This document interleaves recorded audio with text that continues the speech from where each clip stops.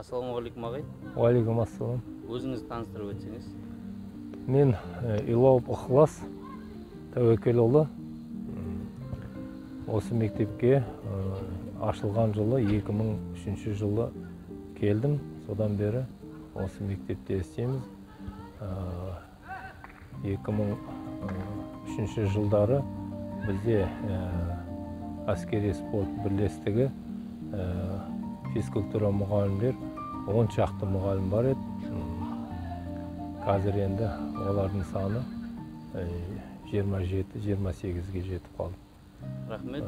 Бастапқыда мектеп директоры кім болды? Бастапқыда Рахмашев Болатбек.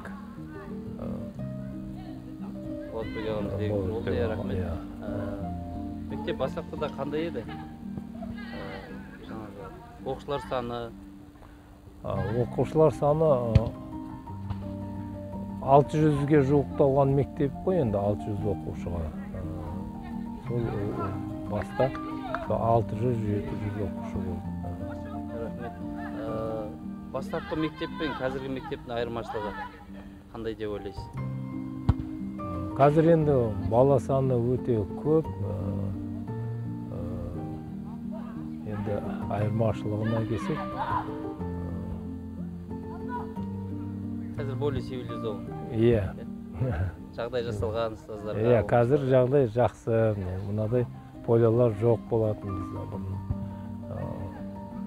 Қазір Құдайға шүкір жағдай жақсы. Жарайды, сұхбатыңызға рахмет.